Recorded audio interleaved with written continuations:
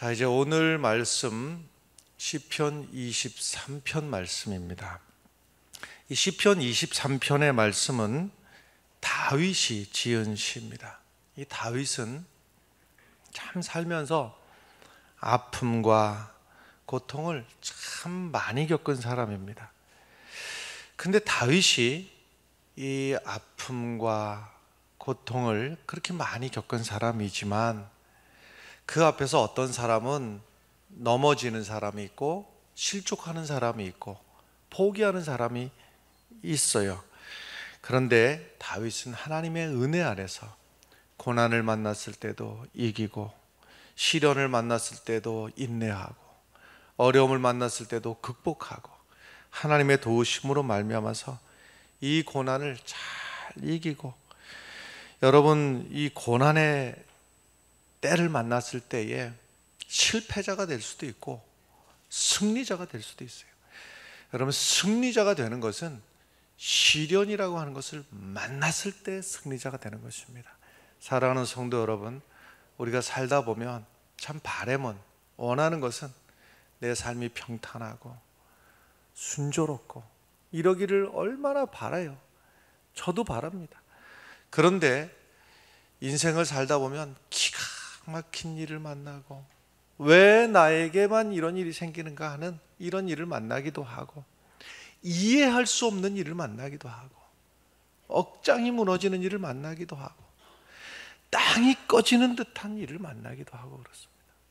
이럴 때에 우리 믿음의 사람들은 실패자가 되지 아니하고 절망하지 아니하고 포기하지 아니하고 승리자가 되시기를 주의 이름으로 간절히 축원합니다. 다윗의 고백을 보면 4절에 내가 사망의 음침한 골짜기로 다닐지라도 해를 두려워하지 않을 것은 주께서 나와 함께 하심이라. 주의 지팡이와 막대기가 나를 안위하시나이다. 이 다윗이 사망의 음침한 골짜기를 지나던 중에 결국은 끝내 승리자가 되어서 해를 두려워하지 않는다. 왜냐? 주께서 나와 함께 하시기 때문이다. 주의 지팡이와 막대기가 나를 안위하신다.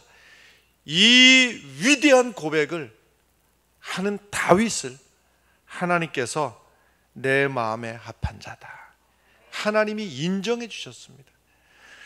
여러분, 우리도 사망의 음침한 골짜기를 지날 수가 있겠으나 우리도 주님만 바라보고 승리해서 하나님께서 인정하시고 하나님께서 축복하시는 사람들이 되시기를 간절히 축원합니다. 다윗은 참 별일 다 겪었습니다. 어릴 적에는 그 어린 것이 양을 지키다가 때로는 들짐승이 와서 짐승을 해하려고 할 때 그것을 가로막으려고 짐승을 지키려다가 다윗의 목숨이 위태로울 뻔한 적이 한두 번이 아니었던 거죠. 그랬는가 하면은 조금 그것도 아주 많이도 아니고 이제 소년 때를 벗어나려고 하는 그때에 시작해서 다윗이 그 뒤에서 사울이 다윗을 죽이려고 군대를 조직해가지고 계속 쫓아다닌 게 도대체 몇 년이지 말이죠. 여러분, 뒤에서 누군가가 나를 죽이려고 쫓아온다고 할 때 하룻밤이 편하겠습니까? 먹는 게 제대로 먹히겠습니까? 그러기를 숱한 날들을 뒤에서 군사들이 쫓아다니는 그 죽을 고비를 넘겼어요. 친구들에게서 돌로 맞아 죽을 뻔한 적도 있어요. 심지어는요, 아들이, 이런 경험을 누가 해보겠어요? 아들이, 압살롬이 아버지 다윗을 죽이려고 구테타를 일으켜가지고 쫓아오는 바람에 또 도망가야 되는 이 기가 막힌 인생의 이 파도를 지나면서 안 믿는 사람들은 이런 소리들을 하는데, 우리 믿음의 사람들은 해서는 안 될 소리인데, 운이 좋았다, 명이 길었다, 그런 말이에요. 여러분, 다윗의 고백이 우리의 고백이 돼야 되는데, 하나님께서 도와주셨다, 하나님께서 보호해 주셨다. 하나님이 지켜주셨다. 이 고백이 우리의 고백이 되기를 바랍니다. 내 인생길에 하나님이 함께 하시고 지켜주시고 도와주셨노라고 하는 하나님께서, 우리가 잘 이해가 안 되는 부분이 이 부분인데, 아니 하나님의 사랑하는 자녀들을 평탄하게 주단을 깔아놓고 카펫들을 깔아놓고 그리고 하나님의 백성들을 이렇게 좀 살게 하시면 안 되나? 하나님께서 선택하신 자녀들이 좀 인생을 살면서 고단한 일 만나지 않고 억울한 일 만나지 않고 이 사망의 음침한 골짜기 같은 것은 좀 모르고 살면 안 되나? 그런데 왜 내게 이런 인생의 파도가 오고 고난이 오고 기가 막히고 이해가 안 되는 이런 일들을 만나게 되는가? 우선 하나님께서 다윗을 위대한 사람, 축복의 사람으로 세우시기 위해서 제일 먼저 하신 일이 다윗을 깨트리는 일을 하신 거예요. 다윗의 그 자아를 하나님이 깨트리는 일을 하신 거예요. 다윗은 참 여러 가지로 잘난 사람입니다. 이런 사람 찾기가 어려운데 어느 한쪽 부분에서 잘하는 사람은 있기 마련입니다. 어느 한쪽에. 근데 다윗은 말 그대로 팔방미인입니다. 팔방미인. 시를 잘 썼습니다. 시를 써도 많이만 쓴 게 아니라 심금을 울리는, 정말 깊은 곳에서 인생의 쓴맛 단맛을 다 본 사람이 쓸 수 있는 그 시를, 시편만 해도요 150편 중에서 절반쯤 다윗이 썼어요. 시를 잘 썼어요. 음악에 능통했습니다. 음악에 아주 전문적인 음악을, 악기를 잘, 다윗이 악기도 잘 다루고, 이러는 사람이 전쟁에도 능한 거라. 싸움도 잘해. 시와 음악 하는 사람이 싸움 잘하는 사람 안 어울리거든요. 편성준 안수 집사님은 노래는 참 잘하시는데 싸움은 그닥 잘할 것 같은 생각이 들지는 않아요. 보통이 그래요. 근데 다윗은 음악, 시, 싸움도 잘해. 게다가 잘생겼어요. 그러니까 다윗은 다방면에 어디를 가든지 인기가 있기 마련이고, 잘생겼다니까 또 좋아하시는 거예요. 하여튼 다방면에 인기가 있기 마련이고 이런 사람이에요. 근데 이쯤 되면 딱 뭐 하기 쉬운가 하면요, 교만해지기 쉽고 넘어지기 쉽고 이렇습니다.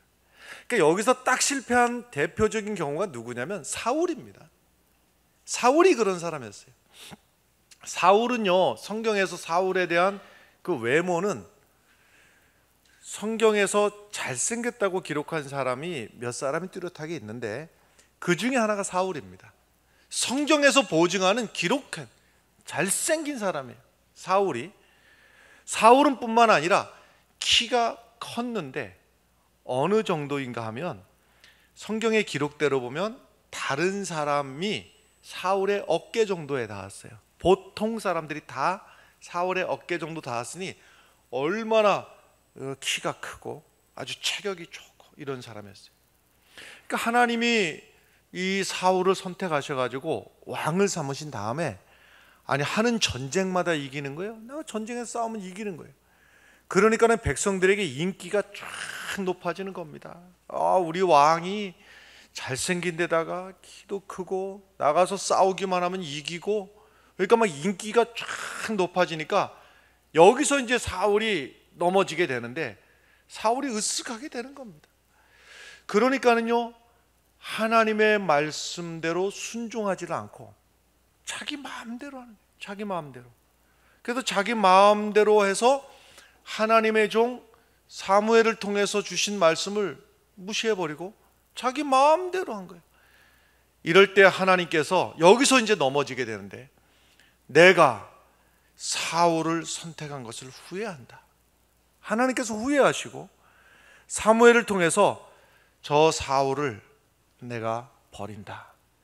다윗을 새로 선택해서 기름을 부어라. 그래서 다윗을 왕으로 삼고 사울은 하나님께서 버려지시게 되는데,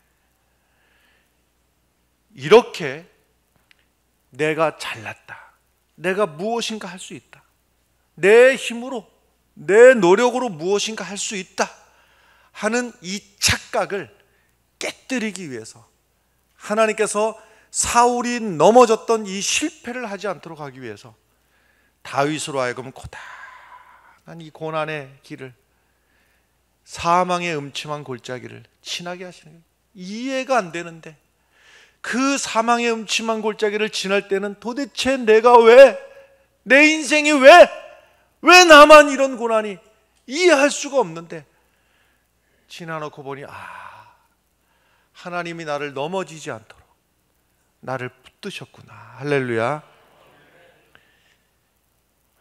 성경에 나오는 인물 중에 이삭의 아들 쌍둥이가 태어나는데, 에서와 야곱이 쌍둥이 태어나는데 이 둘이 어머니 뱃속에서부터 서로 싸우는 거예요. 내가 형 하겠다, 내가 형 해야 되겠다, 서로 싸우는 겁니다. 그러니까 야곱도 세상에 어머니 뱃속에서부터 형 되려고 싸우는 녀석들이 어디 있는가 말이에요. 그런데 딱 태어났을 때, 자, 누가 먼저, 내가 형일 거야, 내가 형일 거야. 여기서는 누가 먼저 태어나느냐가 이제 승패가 되는 것이죠. 그런데 누가 승했는지 한번 보십시오. 에서가 먼저 어머니 뱃속에서 태어나긴 태어났는데 그 뒤에 야곱이 그 발목을 잡고 연달아 태어났어요. 연달아 태어났다는 게 이게 포인트인데, 보통 이제 쌍둥이 아닌 경우에 형 아우가 성립이 되려면 보편적으로다가는 2년 정도 차이가 납니다. 그 세월이. 그리고 아무리 짧아도 1년 정도 차이가 나죠.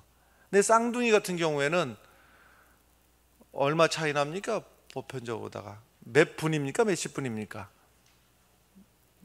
하여튼 어쨌든 차이가 분명히 있잖아요. 그게 몇 초가 됐던 몇 분이 됐던, 첫 번째가 태어나고 쌍둥이가 태어나도 둘째가 태어나고 분명히 차이가 있다면 차이가. 근데 이 경우에는 보세요. 에서가 태어났는데 발목을 잡고 같이 나왔어.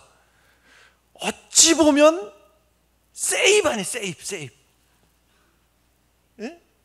꼭 형이 꼭 앞섰다고 볼 수가 있을까 하고 이렇게 생각할 정도로 그 찰나의 순간에 이게 형 동생이 정해져 버린 거예요.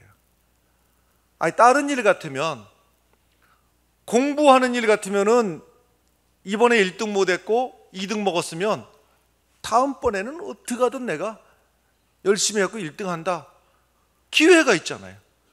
금메달을 이번에 못 땄으면 올림픽 이번만 있냐, 다음번에 3년 뒤에 그때 또 따면 되지. 기회가 있는데 형 동생은 한번 정해져 버렸으니 이게 바꿀 수도 없는 노릇이고.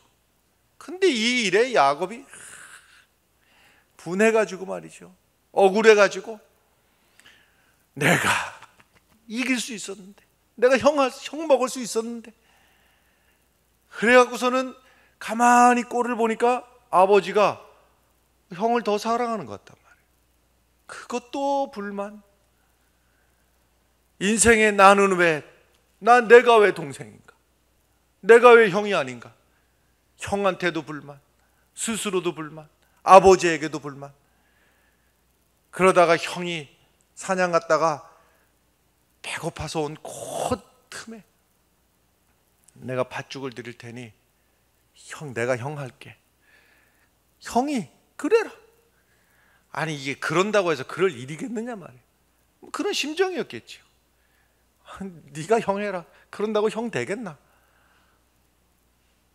그러고 나서는 아버지가 이제 늙어서 눈이 어두워서 분간이 잘 안 될 때 자기가 에서인 것처럼 꾸며가지고 아버지를 속여먹고, 늙은 아버지를 속이고, 자기가 형인 것처럼, 맞은 것처럼 축복 기도를 받아버리고 말았어요. 그러니까 야곱의 이 집착은 말이죠, 어떻게 해서든 내가 지면 안 된다. 어떻게 해서든 내가 수단과 방법을 가리지 않고 아버지를 속이든 형의 약점을 공격하든 내가 이겨먹고 말아야 되겠다. 내가 형 해야 되겠다. 그런데 보세요, 하나님이 보실 때는 얼마나 답답하겠어요. 태어나기 전에 이미 하나님의 계획은 큰 자가 작은 자를 섬기리라. 하나님이 야곱을 앞세우고 야곱을 세워주고 야곱을 복주시겠다고 하나님이 이미 마음을 먹고 계시고 하나님께서 계획하고 계시는데, 가만히 있으면 될 일을, 가만히 있으면 하나님이 세워주시고 하나님이 복주실 일을 어떻게든 내 힘으로 해보려고 하는 일이 꼬이고 원수지고 분쟁이 생기고 안 되더라 이 말이에요. 그러니까 하나님 입장에서는 답답한 거죠. 저 힘을 좀 빼면 되는데, 야곱의 자아가 깨지면 되는데, 내 것을 내려놓으면 되는데, 내 생각, 내 고집, 내 욕심, 내 판단, 이것을 내려놓으면 되는데, 그때부터 살 길이 있는데, 형 에서가 죽이겠다고, 형이 받아야 될 축복을 네가 받았냐고 길길이 날뛰. 어머니 리브가가 안 되겠다, 형제간에 이거 칼부림 나겠다, 저 외삼촌 집에 좀 가 있어라. 외삼촌 집을 가던 길에 광야에서 밤을 맞이하게 되는데, 하룻밤을 자게 되는데, 무슨 준비해 온 게 있나, 먹을 게 있나, 입을 게 있나, 뭐가 있나, 그 땅을 침대 삼아서 돌을 베개 삼아서 누워서 하늘을 이불 삼아서 저량하게 자는데, 꿈에 사닥다리가 쫙 위에서부터 밑에까지 쫙 있는데 천사들이 오르락 내리락, 저 하나님이 계신 곳과 이 자리가 오르락 내리락 연결이 되어 있는 거예요. 이럴 때 저 위에서 하나님이 하시는 말씀이, 나는 여호와니 너의 조부 아브라함의 하나님이요 이삭의 하나님이라. 내가 누워있는 땅을 너와 내 자손에게 주리니 내 자손이 땅의 티끌같이 되어 내가 서쪽과 동쪽과 북쪽과 남쪽으로 퍼져갈지며 땅의 모든 족속이 너와 내 자손으로 말미암아 복을 받으리라. 내가 너와 함께 있어서 네가 어디로 가든지 너를 지키며 너를 이끌어 이 땅으로 다시 돌아오게 할지라. 내가 너에게 허락한 것을 다 이루기까지는 내가 너를 떠나지 아니하리라. 이야, 내 힘 가지고 살아보려고 했는데, 내가 애쓰면 되는 줄 알았는데, 야곱이 여기서 이 엄청난 체험을 하고서는요, 야곱이 고백하기를, 여호와께서 과연 여기 계시거늘 내가 알지 못하였도다. 이에 두려워해서 이르되 두렵도다 이곳이요 이것은 다름이 아닌 하나님의 집이요 하나님의 문이로다. 할렐루야. 이 자리가 내가 욕심 부리다가 도망가다가 처량한 자리가 아니고, 아무도 도와줄 사람 없고 이 광야에서 아무도 의지할 것 없는 줄 알았는데, 이곳이 하나님이 계시는 곳이구나. 이곳이 하나님의 집이구나. 하나님이 나와 함께 하시는구나. 이것을 깨달았어요. 이것을 깨닫고 나니까 야곱이 전보다는 좀 하나님과 더 가까워진 듯 했으나 아직 완전히 그 안에서 자기의 자아가 깨어지지 않고 놓지를 못하니까 삼촌집에 가가지고, 야곱의 특기가 남 속여 먹는 일이거든요. 사기치는 게 특기예요. 그런데 삼촌은 더 대단합니다. 이 사기꾼을 사기쳐먹네. 딸 가지고 사기쳐먹고, 일 가지고 사기쳐먹고. 그래서 야곱이 지가 사기치고 살면 되는 줄 알았는데 사기 당하고 살았어요. 근데 그 과정 속에서도 여러분, 하나님이 약속하신 대로 복을 주시니까 사기 당해도 재산이 늘어나고. 아멘을 잘하면 참 좋아요. 네. 하나님이 도와주시니까 외삼촌이 해하려고 해도 그가 흥하고, 뺏어가도 부어주고. 할렐루야.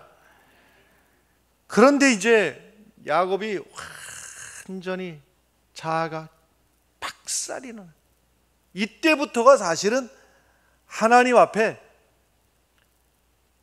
하나님이 본래 계획했던 축복이 임하는 때인데, 야복강 나루터에서 소식을 듣지 않으니까 형이 군사를 데리고 자기를 죽이러 온다 하지.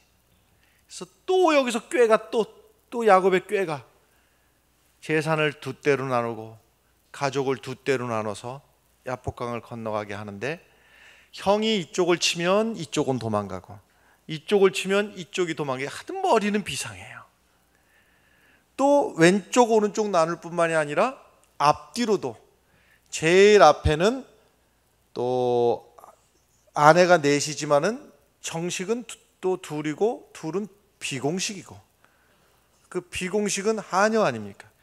그러니까 기왕 제일 앞에는 하녀가 서라, 그리고 그 자식이 서라. 기왕 죽더라도 하녀의 자식이 먼저 죽어라. 뒤에는 아내가 둘이 있었는데 하나는 이쁘고 하나는 안 이쁘고, 못생긴 것은 앞에 쓰고 이쁜 것은 뒤에 있고, 죽더라도 어떻게 하라고, 이렇게 잔꾀를요 얼마나, 제 말이 아니라 성경에 그렇게 기록이 되어 있어요. 근데 이 밤에 가족들 다 보내고 어찌할 줄 모르는 이 밤에 누가 갑자기 나타나더니만은 싸우자고 덤벼드는데, 영문도 모르고 싸우는데, 싸우다 보니까 하나님의 사자구나 하는 걸 알았어요. 새벽이 돼가지고 하나님의 사자가 환도뼈를 쳐서 뼈가 부러져서 걷지도 못하는 상황이 되니까 그제서야 내가 할 수 있는 걸 다 내려놓게 되고, 방법이 없으니까. 밤새 싸웠으니 여러분 막 머리는 막 엉망진창이 되고 몸은 막 흙투성이가 되고 이랬겠죠. 거기다가 장애까지 입었어요. 꼼짝달싹 못하는 이때에, 내가 아무것도 하지 못하는 그때에 하나님은 일하시는 거예요. 내가 뭔가 할 수 있을 것 같지, 내가 여전히 힘이 있는 것처럼 생각될 때 하나님은 침묵하시는 겁니다. 하나님께서 이 순간에 야곱이 아무것도 할 수 없는 이때에, 네 이름 뭐냐? 야곱. 형의 발뒤꿈치를 잡고 남을 넘어지게 하고 남을 이겨 먹어야 되고 남의 것을 뺏어야 되는 그 못된 야곱, 이제 야곱이라 하지 마라. 이제는 이스라엘이라 해라. 하나님이 너를 이기게 하셨다. 하나님이 너를 세워주신다. 하나님이 도와주신다. 이스라엘이라 해라. 할렐루야. 이렇게 야곱의 그 자아를, 그 생각을, 고집을, 욕심을 깨뜨리고 나서야 하나님께서 야곱으로 하여금 믿음의 민족을 이루게 하시는 겁니다. 여러분, 같은 군인이라고 하더라도요 다 똑같은 훈련 받는 게 아닙니다.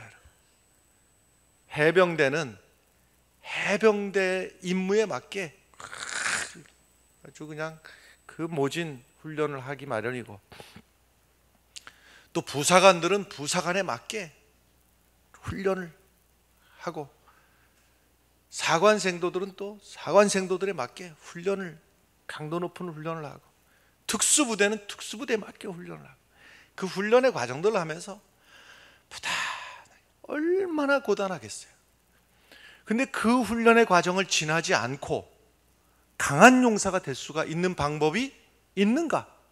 없습니다. 우리 믿음의 사람들도 마찬가지. 하나님께서 하나님의 사람, 믿음의 사람으로 세우시기 위해서 하나님께서는 다윗에게 때로는 사울을 통해서, 때로는 친구를 통해서, 때로는 이웃나라를 통해서 고난의 과정, 그 사망의 음침한 골짜기를 지나가게 하지만 끝내 이 과정을 다 마치고 나서 다윗의 입에서의 그 고백, 내가 사망의 음침한 골짜기를 지났으나 내가 두려워하지 않는다. 주께서 나와 함께 하신다. 주의 지팡이와 막대기가 나를 지키신다. 여러분, 사망의 음침한 골짜기를 만났을 때 이때가 하나님이 나를 세우시는 때구나. 이때가 하나님이 나를 만드시는 때구나. 내 자아를 깨뜨리고 믿음의 사람으로, 축복의 사람으로, 하나님의 은혜의 사람으로 세워져 가게 되기를 간절히 축원합니다. 이 시련의 과정을 통하면서 사드락과 메삭과 아벳느고, 다니엘의 친구들인데 나라를 잃고 나라가 망해서 포로로 끌려갔는데, 참 대단하신 분들입니다. 이런 분들은요, 포로로 끌려갔는데도 끌고 간 쪽에서 보니까 인재라, 인재 천재들이라. 그래서 이분들을 특별하게 관리를 하고 특별한 대접을 해주게 되는데, 특별한 대접 속에서는 좋은 음식, 고기를 막. 그런데 우린 고기 안 먹습니다. 왜? 모든 고기는 이방 신전 앞에 바치고 온 고기인데, 물론 모든 고기는 아니고 대표로다가 한두 마리 바치는 거지만 그것은 모든 고기를 상징하는 거예요. 그러니까는 우리는 이방 신 앞에 바친 고기 안 먹습니다. 우리는 채소만 먹겠습니다. 그 믿음을 지켜가는 거예요. 믿음을 지켜가던 중에 큰 시련을 만나게 되죠. 느부갓네살 왕이 신상을 세워놓고 누구든지 이 신상 앞에 절하지 않는 자는 풀무불에 넣어서 다 죽게 한다. 사드락과 메삭과 아벳느고가 우리는 절하지 않습니다. 죽을 때 죽더라도 절하지 않습니다. 왕이 사정을 합니다. 한 번만 좀 하면 안 돼? 안 합니다. 느부갓네살이요, 우리가 이 일에 대하여 왕에게 대답할 필요가 없나이다. 왕이요, 우리가 섬기는 하나님이 계시다면 우리를 맹렬히 타는 풀무불 가운데서 능히 건져내실 것이며 왕의 손에서도 건져내실 것입니다. 그러나 비록 그렇게 하지 않을지라도, 풀무불에서 안 건져주시더라도, 왕이여, 우리가 왕의 신들을 섬기지도 아니하고 왕이 세우신 금신상에게 절하지도 아니할 줄을 아시옵소서. 왕이 집어넣어라. 세상의 시련 가운데서 여러분, 이만한 시련을 우리가 당해봤는가? 그런데 이분들은요, 눈도 깜짝 안 하고 죽으면 죽는다. 그래서 풀무불에 집어넣는데 불을 7배나 뜨겁게 하니까 집어넣던 병사들이 다 타 죽어버렸어요. 그런데 안을 보니까 셋을 집어넣는데 넷이다니. 하나님의 사자가, 하나님이 그 자리에도 함께 하셔서 그들을 타지도 않고 그슬리지도 않고 불 냄새도 나지 않도록 하나님이 지켜주셨다란 말이에요. 여러분, 이 믿음이 우리 믿음이 되시기를 간절히 바랍니다. 사망의 음침한 골짜기로 걷게 하시면서 내 자신을 지키시는 하나님이 계시는구나. 여러분, 우리가요, 배가 고파야지 이 음식이 얼마나 내게 필요한지를 갈급한 마음이 생기는 겁니다. 배가 불러봐요. 간이 맞느니 안 맞느니, 뭐 맨날 뭐 어저께 먹었던 거 또 주느니 반찬이 뭐 똑같으니. 그런데 며칠 굶어 보면 그런 소리 나와요, 안 나와요? 땅에 떨어진 남이 반 먹다가 땅에 떨어진 빵도 주워 먹을 판이라. 그거마저도 맛있게 먹는 거라. 우리 몸이 아플 때 아파 보면 숨 한 번 맘대로 쉬는 게 얼마나 복이 어떤가. 때로는 말이죠, 이 눈에서 눈물 나는 것도 이게 얼마나 은혜인지. 눈물 날 때 하품을 하면은 눈물이 글썽하잖아요. 그게 얼마나 큰 축복인지 알아요, 몰라요? 눈이 아파봐야 안 되니까. 눈이 아파 보면 그게 얼마나 은혜인지를 알게 되고, 허리가 아파 보고 다리가 아파 보면 한 발자국 걷는 게 마음대로, 내가 지팡이를 짚고서라도 마음대로 걸어 다니는 게 얼마나 축복인지를 알게 되는 것이에요. 그래서 시련의 골짜기를 지날 때, 이때가 여러분이나 저나 편안하기만 하면 그렇게 간절히 기도합니까? 솔직한 얘기로. 그런데 그 시련의 과정을 통해서 기도하게 하시고, 하나님과 가까워지게 하시고, 하나님이 우리를 미워서가 아니라 하나님이 가까이 하고 싶어서 주의 이름을 부르라. 주의 이름을 부를 때 주께서 들으시고 응답해 주시리라 믿습니다. 교회에 건축을 하다 보면 별의별 일을 만날 것입니다, 여러분. 이런 어려움도 만나게 되고 저런 어려움도 만나게 될 것이에요. 그러나 그때마다 잘 들으십시오, 여러분. 그 문제 쳐다보고 말이에요. 그거 쳐다보고 낙심하거나 또는 누구 탓이라고 하거나 원망하거나 그러다 보면은 거기 매입니다, 여러분. 무슨 일을 만나든지 우리가 기도해야 될 때이구나. 하나님 붙들고 하나님하고 씨름하는 교회가 돼야 됩니다, 여러분. 사람 붙들고 사람하고 씨름하고 다투고 분쟁하고 원망하고 이러면 안 되는 거예요. 우리는 하나님하고 씨름하고 하나님을 이기는 거예요. 하나님을 이길 수는 없어요. 하나님이 우리를 이기게 해주시는 거예요. 할렐루야. 만일 한번 상상을 한번 해보십시다.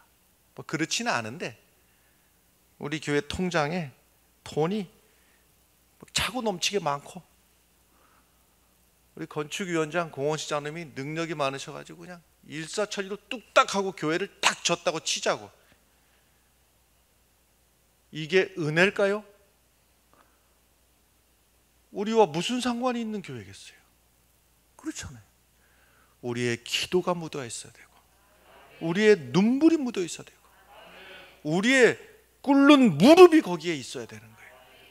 그럴 때 하나님께서, 자 5절의 말씀 보면, 주께서 내 원수의 목전에서 내게 상을 차려주시고 기름을 내 머리에 부으셨으니 내 잔이 넘치나이다. 원수의 목전에서 보라는 듯이 상을 차려주시고 내 잔이 넘친다. 이 잔의 의미는요, 기업을 말하는 거예요.